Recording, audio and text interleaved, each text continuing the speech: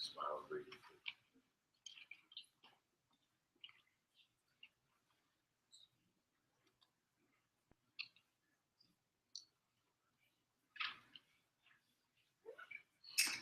Looks like everybody's ready. We got to get started. On this one, we'll be close. So please welcome the Internet groups.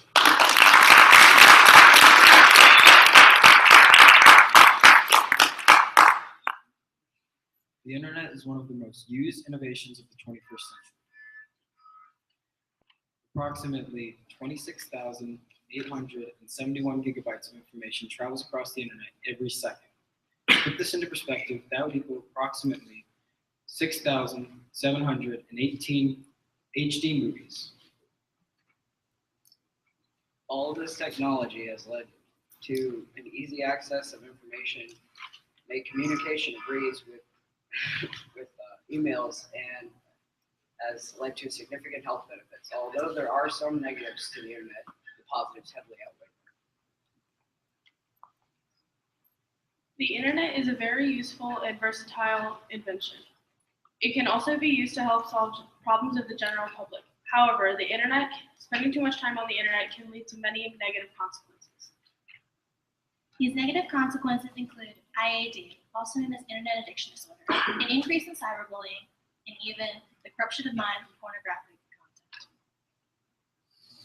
These issues are heavily related to teens. It is our suggestion that the AMA, also known as American Medical Association, has parents contact them about setting time restrictions on internet usage. The amount of information available 30 years ago pales in comparison to the amount of information available today. To do a research project like we are doing right now, a person 30 years ago would have to spend countless hours in the library with limited resources, and they would also have to consult professors or local teachers. All of this is just to get information we can find at our house in a couple of hours without even having to put pants on. Furthermore, the quality of this information is greatly increased with the internet, because with the internet you are able to access all of the libraries in the world and anything that professors or teachers post online with their research. All of this information is accessible with one keystroke. Furthermore, we have even developed ways to use the internet on the go with our smart devices. Internet addiction, also known as IAD, is the disorder of being addicted to the internet. On average, adolescents between the ages of 14 through 17 spend around 4 hours a day on the internet. In November of 2013, a survey was conducted by the Adolescent Health Organization on the rate of internet addiction disorder rising through teenagers. The survey showed that between 1.5% and 8.2% increase of rate of internet addiction disorder is rising. Symptoms of internet addiction disorder include carpal tunnel syndrome, dry eyes, strained eyes, excessive weight gain, or weight loss. Due to excessive amounts of internet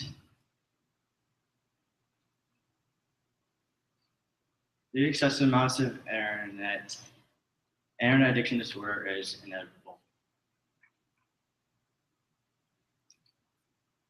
Emails are an example of beneficial use of internet communications. Emails are a valuable asset in the workplace. According to Christy Lorette, Master of Business Administration, sending a simple message to an entire workforce with the click of a mouse is simple, easy, convenient, and can save the company money. This is also true in out-of-workplace business scenarios. According to Laura Acevedo, Master of Business Administration, emails are a good way to communicate in intra-company communications and sending messages to business partners, associates, and customers. Emails are a faster, cheaper, and more convenient source of communication than others at the workplace. An extended amount of time on the internet puts teenagers at risk of being cyberbullied. In 2010, the National Centers of Education Statistics shows that 9% of children in grades 6 through 12 experience cyberbullying. In And in 2013, the Youth Risk Surveillance Survey now shows that 15% of children in grades 9 through 12 experience cyberbullying. As the internet becomes more and more accessible, this number will continue to rise. Cyberbullying victims are more likely to use alcohol, skip or refuse to go to school, and have self-esteem issues. Cyberbullying victims are also 2 to 9 times more likely to consider committing suicide. On October 10, 2012, Amanda Todd, a 15-year-old Canadian girl, committed suicide in her own home. The main cause of her suicide was cyberbullying. An extended amount of time on the internet causes teens to be in risk of being cyberbullied.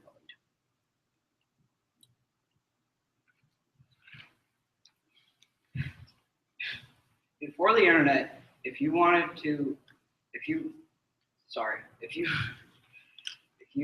felt bad and you didn't know why, you'd have to go to the doctor and end up spending hundreds of dollars just to find out that you had a fever. But nowadays, you can look up your symptoms on the internet. Not as accurate, but still.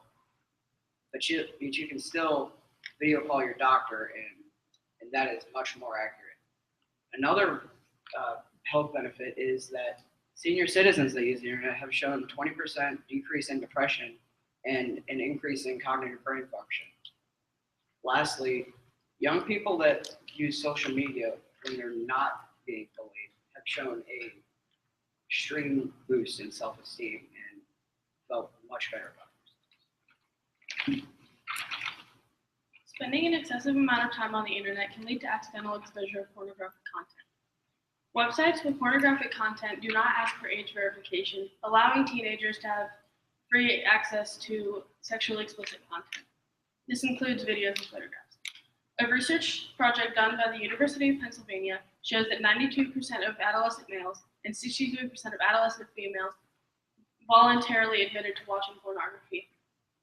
Another research done by the Google Trends analysis team showed that the search for pornography by teenagers has tripled since 2008.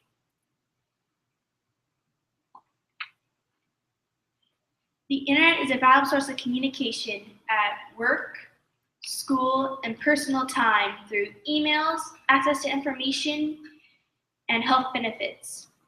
For the American Health Association recommendation to parents about how much teenagers should be allowed to use the internet and what places, we suggest that teenagers are allowed to use the internet daily, particularly to use emails and Google. This is because the ability to communicate over emails and check information for validity is an important skill set in the modern world. In conclusion, we believe that a decrease in unuseful business of the internet will lead to a decrease in internet addiction disorder. It will also lead to a decrease in the rate of cyberbullying and gives innocence of mind to decreasing rates of pornography. Our suggestion to the American Medical Association is that rather than letting teens freely use the internet, time restrictions should be set by adults as well as given awareness about consequences of the internet. The internet is a great invention. What we believe is that awareness should be brought to topics such as cyberbullying, internet addiction disorder, and pornography.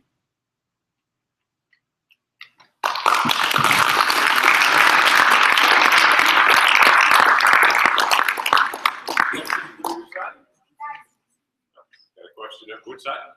For the con, and like you talked about setting a time for how long you can be on the internet, but like with government school projects, you can be on there for a while. Or like if you do after school sports, you can get home, go late and then have to work on it. But if you don't have like how can you work around that? Well, it's mostly set towards people that are not doing academic things, are just wasting their time on the internet and being unproductive. And through that, they can get symptoms of internet addiction disorder.